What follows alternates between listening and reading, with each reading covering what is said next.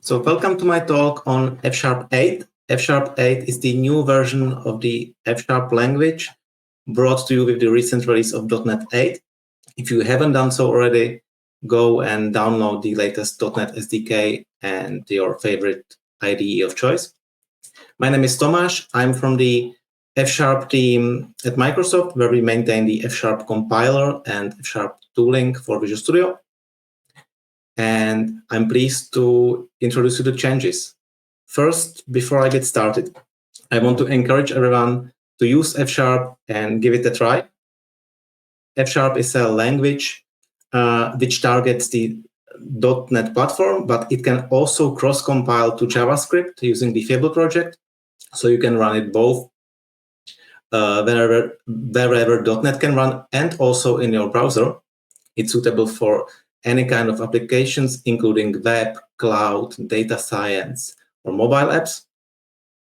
If I just spend a few seconds on the fsharp.org landing page, here you can get links to various resources, for example, how to get started depending on your operating systems and your target application.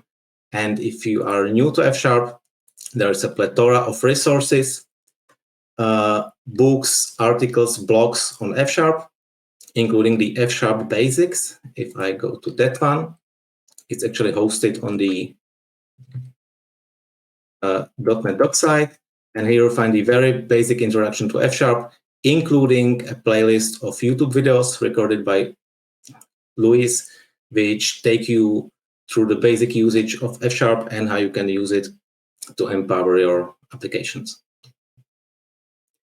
F# is an open source language. It's developed on GitHub, and it lives in 3 main repositories. So the code lives in the .NET/F# repository. If what I'm showing you today doesn't work or there's something wrong about it, this is where the issues are filed. New language suggestions go to the F#/FSLang suggestions repository. There they are being discussed and eventually approved into implementation.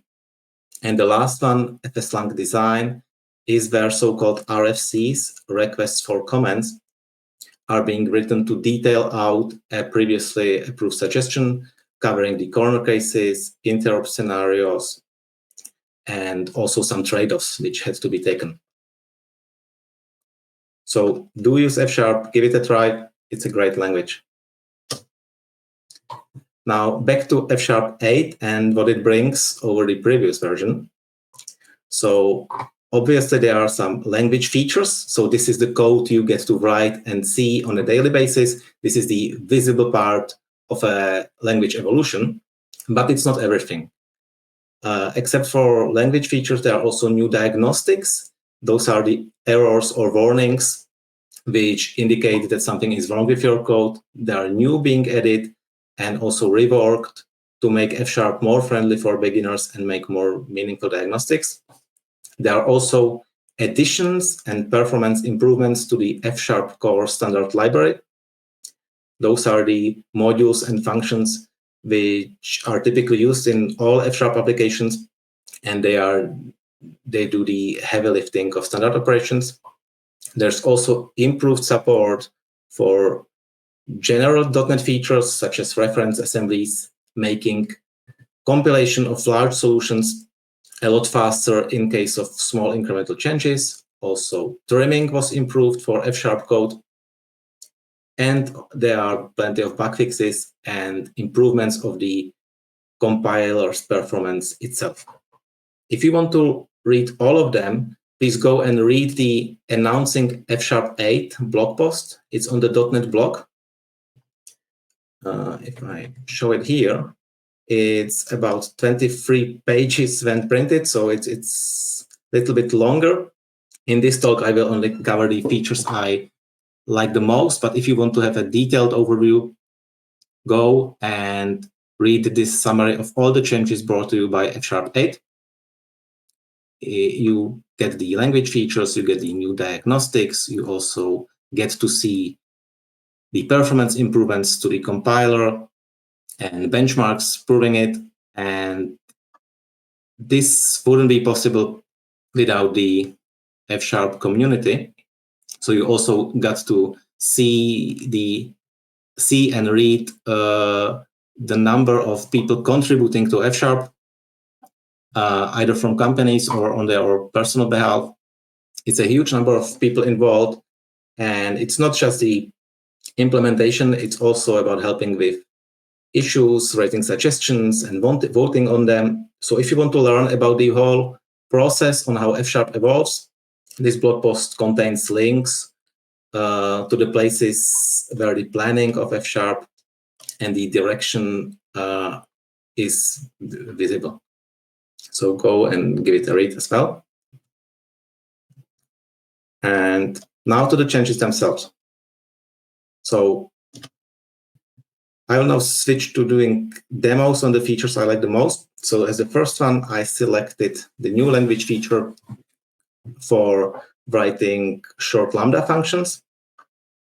So this small snippet summarizes it, that the nature of the change is to simplify lambda functions which do only a small atomic operation. And let's see it in action. So in this example, let's see we have a record called person, and we have a list of those people. And typically in data processing, we would be using existing collection modules from the F# core library, such as list, and we do some standard data processing functions, such as disting, group by, or mapping them. And as we can see, there is a lot of fun involved. This is the existing way in F# to specify a lambda function. And you always had to provide a name for the argument. But if this wasn't relevant because the function was so minimalistic that it typically doesn't matter what it is. Yeah? So you can see that I chose to use X everywhere, and there's quite some boilerplate involved. With F#8, the fun keyword can be removed. You don't have to provide a name to the implied argument. You just do an underscore dot and then continue with the small atomic expression. So this can be access to a field or a property. This can also be a series of dot-based accesses. So you can continue and write more of them. And this can also be a method call, like we see here, underscore dot toString, which for the same, and you can again chain them. So you can use dot to continue with further expressions. Those two examples above and below are doing effectively the same thing, but you can see that the keyboard fun is not needed. You don't need to type the error. You don't need to type the name for the first argument. The previous syntax, of course, remains valid. It's still usable, and it's a matter of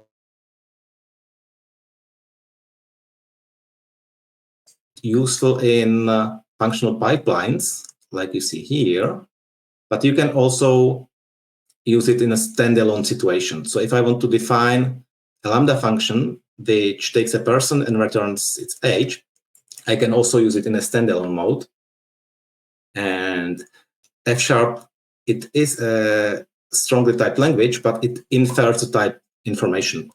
So I didn't have to provide the annotation that this takes a person and returns an integer.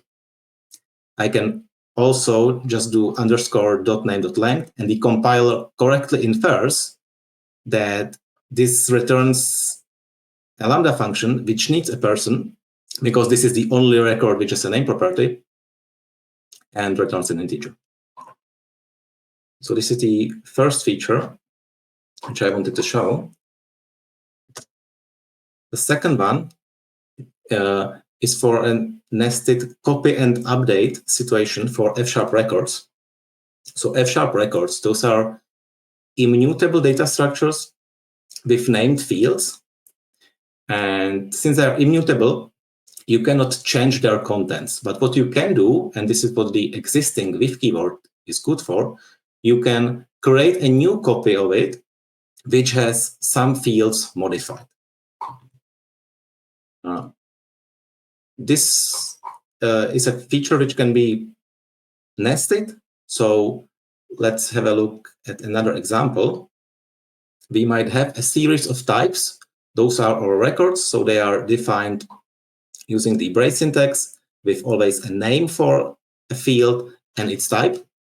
And those can be nested into each other. So I can have a car type which references a record called interior, and then the interior references another record which is called the steering wheel, and then the steering wheel has a type. So this is a record which is nested 1 to 3 levels deep.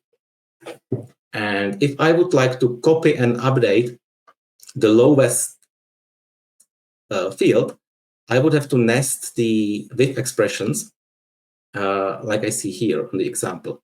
So I start with the first level,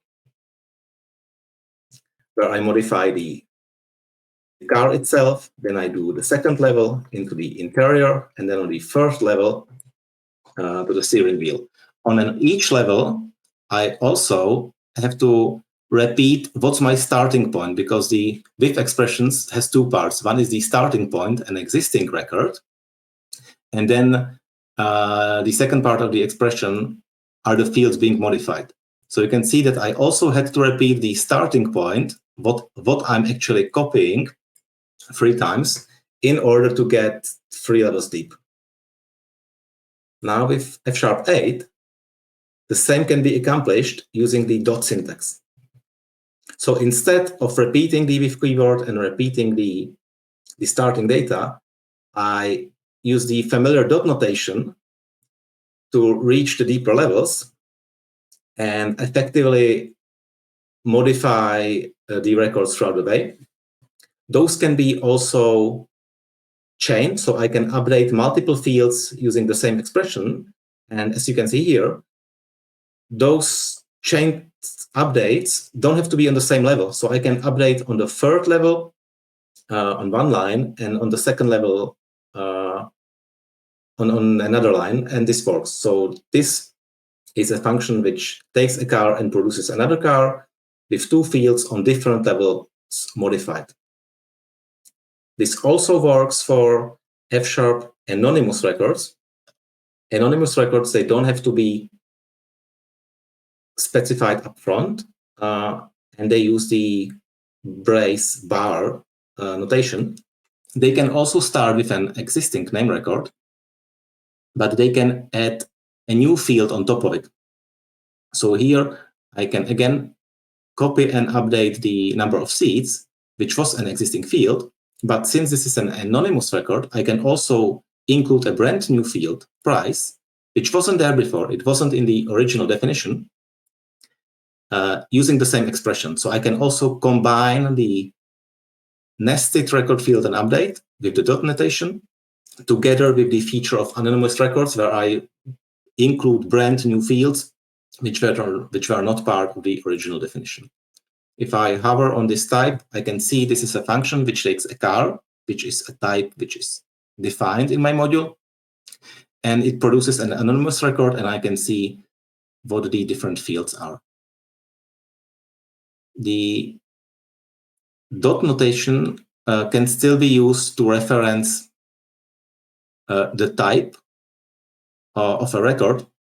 Here you can see that fields are highlighted with the black color, and types are highlighted with this greenish color. And you can see that the existing approach of referencing a type can still be used. This is especially useful if you have a lot of name clashes in a domain. Maybe you have a lot of records which have the attribute year, and you want to really highlight that this is about the book.year attribute and not another one.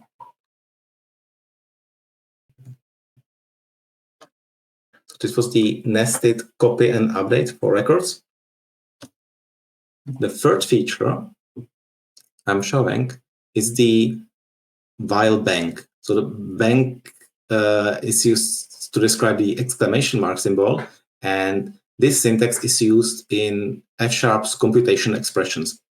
This is a language feature in F-sharp which enables writing domain-specific languages or certain workflows which need to bind data through a function. Famous example is the asynchronous workflow, the async computation expression. And while bank brings a new capability to all computation expressions. So where is it useful? Let's say we had an asynchronous workflow which was maybe pulling a data from a database or from a web service. So something which is asynchronous by nature, and we might have an async condition. This is, of course, just a fake example, so it doesn't do real I/O, but we can imagine that this would be maybe going to an HTTP endpoint and checking a condition which is an asynchronous Boolean, so it's either true or false. And if we would like to do a bool over such an asynchronous Boolean before F#8, we would need to write something like we have here. Yeah, we would need to first capture the result of the Boolean using the let bank, which turns an asynchronous Boolean into a regular Boolean. Then we can do a while loop over the regular Boolean, and in every iteration we again have to bind it using let bank to again convert from the async Boolean to a regular one. So you can see that this has quite a lot of maintenance overhead for keeping the Boolean variable as a regular Boolean for the purpose of converting it from async. With F#8, this got a lot simpler. This example is doing exactly the same thing, but instead of maintaining the mutable Boolean variable, we can just use while bank over the asynchronous Boolean. So what while needs is a regular scalar Boolean value. While bank can directly work with the asynchronous Boolean, and under the hoods, it translates the code to something like the one above, but it's not you who has to write it, it's compiler doing it. So this is especially useful for operations like polling for data, or maybe reading some sequence of data in chunks, and you are doing it while you didn't reach the finish line. So all these situations where you have an unknown number of steps and you have some indicator whether you should continue or not, and you are inside an computation expression such as async.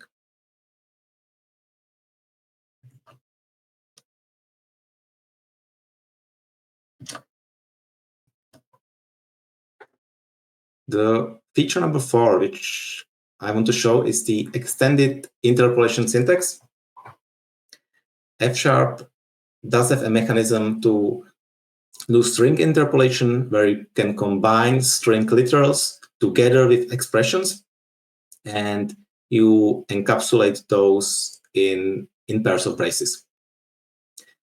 This is good when you want to combine data with templates, and you can easily get them into a single interpolated string expression, and it's good for readability. But it isn't a good choice for copy-paste programming, let's call it that way, when the code which you are copying already needs braces. This might be another language. Maybe you are copying a JSON, or you are copying CSS, or something where a brace already has a meaning.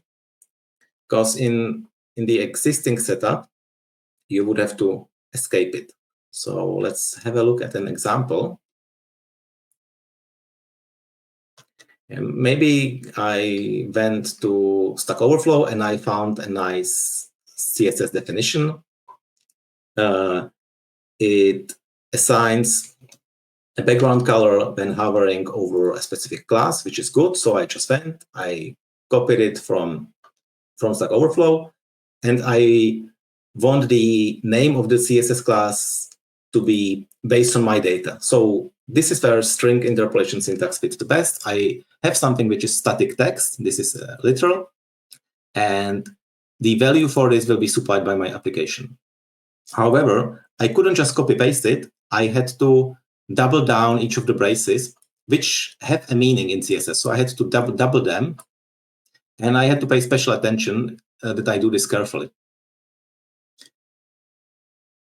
So when this is rendered as a string, the double braces are turned into a single one in the resulting string. And this is replaced by the actual value, which I have in my F# code. There can also be languages which you would want to embed into F# code, where even two braces are used for something meaningful. So there can be HTML templating languages like Mustache, where again, I could copy something from Stack Overflow. And this is a binding which is not to be evaluated in F#, but actually evaluated at runtime in the browser. So when the original notation needs two braces, I would have to write 4 of them to keep the meaning, which even increases the gap between the code I found, the code in the resulting language Mustache, and the code which I have in the F# template. So now with F#8, there's a new extension to the interpolated string syntax where I can prefix the expression with additional number of dollar symbols. And the dollar symbols indicate the number of braces which are needed to enter the expression mode. So any number lower than that just stays as a single character and is emitted into the final string as is. And only a number of dollars specified here when writing that amount of braces actually causes the interpolation mode to enter, and this is evaluated as an F# expression. So in the case of CSS, where a single brace has a meaning, I just write $2 and I can keep using single brace. In the case of HTML templating languages, if I need to use 2 braces inside, I just start the interpolated strings with $3 symbols. And then I need $3 symbols to emit values, but anything lower than 3 just stays as it was. So this feature you can use with any number of dollars you want. The amount of dollars then dictates how many braces are needed to enter the interpolation mode. And this is especially useful if the content of the string does make heavy use of the brace character.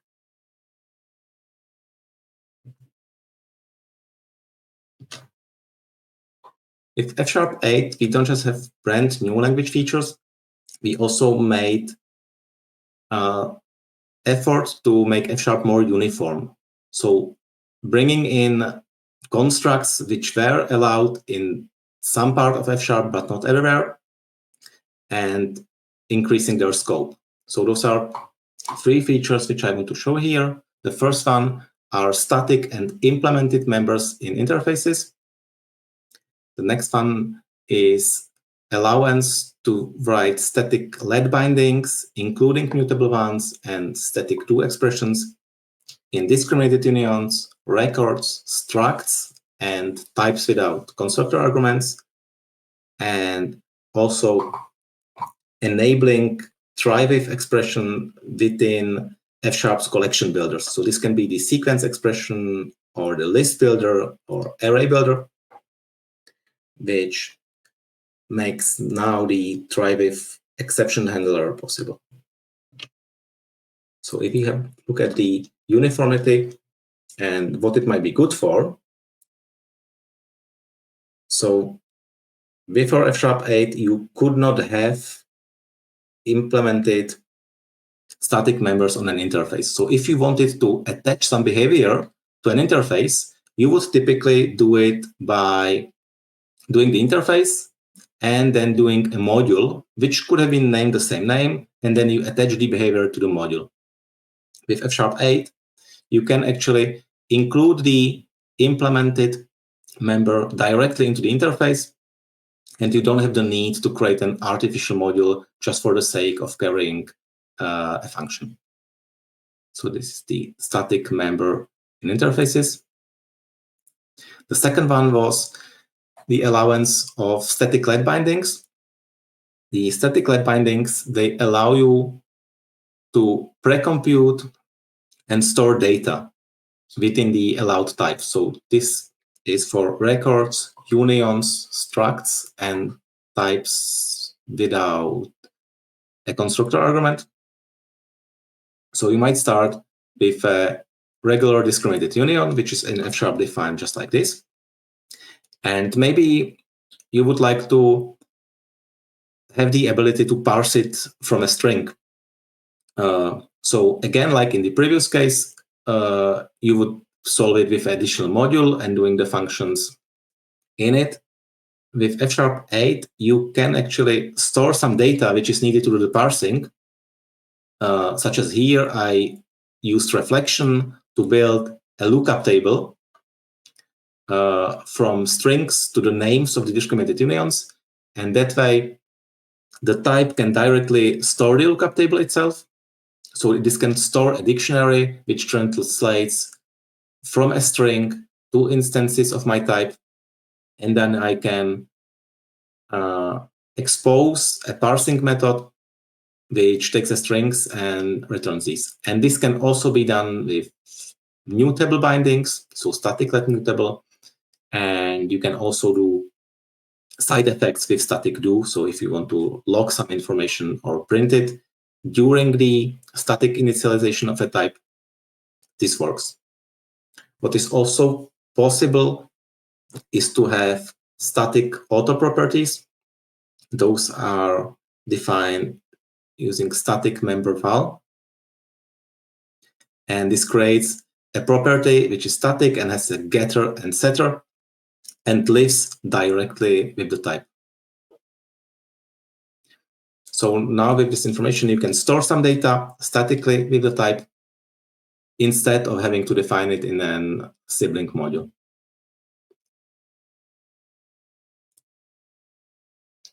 And number 3 from the uniformity improvements is the try with expression in sequence, list, and array builders. So try with, this is what F# uses to do exception handling. So here in this example, I actually emulated exceptions using the division by 0. So I might have a scenario where I want to create a list based on incoming data, and I'm doing some division. And if I want to divide by 0, the code would crash and nothing would be created. But with this change, I can catch the division operation, which fails. So this would be the divide by 0.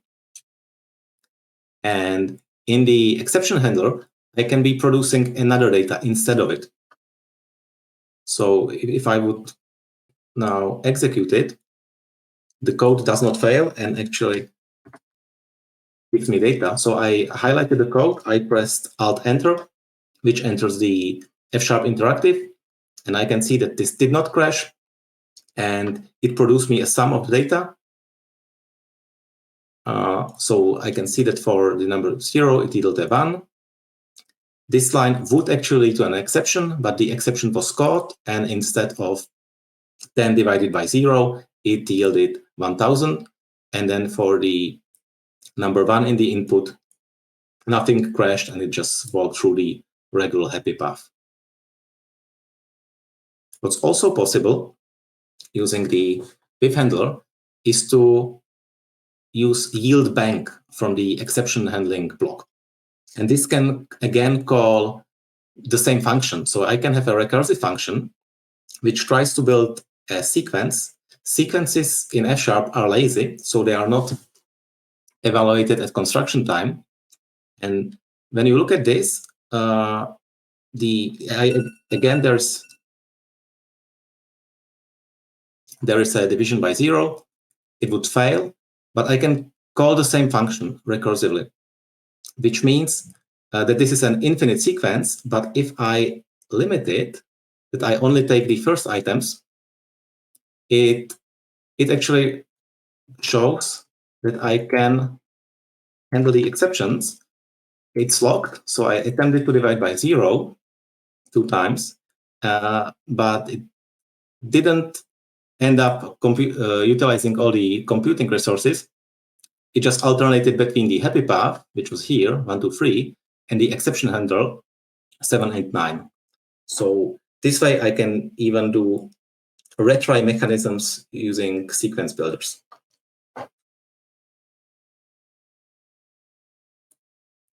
So the time is now over. I definitely encourage you to give F# a try. Visit the F# 8 blog post to read more about the amazing features brought to you with F# 8. I actually didn't have time to go through another extension, so I will just provide links. So the code samples I have been showing, they are available on GitHub on the F# 8 news repository. You can read about F# on the fsharp.org website, and there is also an alternate extended version of this slide deck available to you at the Amplifying F# webpage.